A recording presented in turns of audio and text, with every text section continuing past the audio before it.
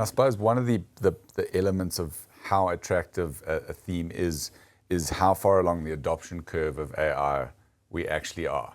And it feels, or it certainly sounds like from many commentators, that actually the adoption levels are incredibly low relative to the total addressable market that is available to them. I mean, would you concur with that statement? What's your view on it? I still think that AI is the much more important theme, but geopolitics will be a key part of it. We obviously had that with the Iran war, and thank goodness it seems like some kind of settlement has been achieved there after months of negotiations. So like Earth is 4 billion years ago, but everything we see here today, like the whole change of the planet, these amazing cities we've built, these beautiful places we've built, all happened in 10,000 years. All because something more intelligent evolved than everything else on Earth. So that really is the key thing that's changed this whole planet. 2022, ChatGPT came out, and it was for all of us amazing. Suddenly there's a computer you can talk to. You don't have to code. You can just ask it questions, and it would actually answer some of them reasonably. And then like a year later, okay, it could pass school exams from like a nice cute chatbot that can like do what humans can do in high school. Then like 2025, like maybe another year and a half, it suddenly won a gold medal at the IMO, which means it's now a top 100 mathematician in the world.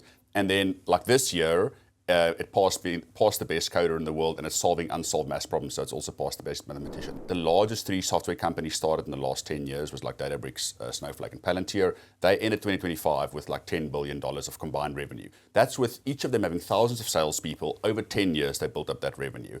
And then Anthropic added that in like Feb and March this year, like one company just in 2 months. So sometimes you'll see a small startup start with 10x in the first year because it's off a really small number. But then ending 2025 at $9 billion, and I think from what we hear now, it's at $47 billion annualized revenue around a kind of end of May. So that's another 5 times in like 5 months. The major new risk that has potentially emerged is obviously the US government banning Mythos. I mean, for people not aware, like a few weeks ago, they said Mythos is too dangerous as a hacking tool. So until Anthropic can put guardrails on it where you can't use it for hacking, we're going to ban it. That's probably the major risk to revenue growth, is if the models start being slowed down by 3 or 6 months before they get released because of government regulation. You could imagine that, let's say some of the wealthiest people in the world, like Bill Gates or Jeff Bezos, they probably have like 20 or 30 assistants of various kinds that does various things in their lives to, I don't know, look at their health and look at food and clothes and holidays and kind of managing your house.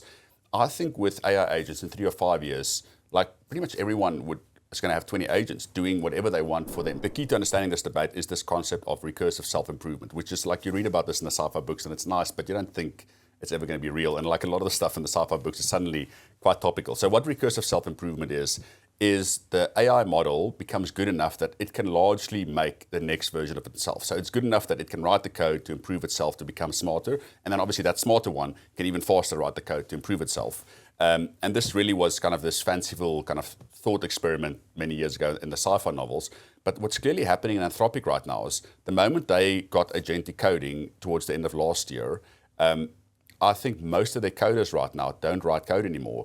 And I think that their Intel numbers is the average coder gets 5 to 8 times more done right now versus kind of 2 years ago. I mean, there's that curve that they talk about. It's kind of your tinkerer, early adopter, kind of early mainstream adopter, and then mainstream.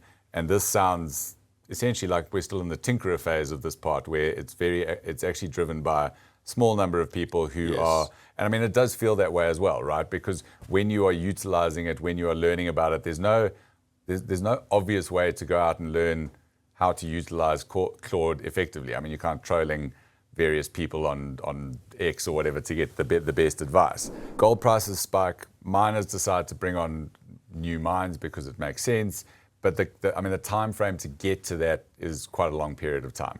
Is that similar for these types of players, or could new entrants come into the market and bring on a lot more capacity quite quickly? Let's say probably 9 or 12 months ago, we were still somewhat unsure about whether the very high capex numbers people are spending on AI or data centers would make sense. I think this last 6 or 9 months has proven without a doubt these models are exceptionally useful. Individuals, and especially in our companies, are willing to pay for it. And because they're paying that revenue, that kind of funds this whole system.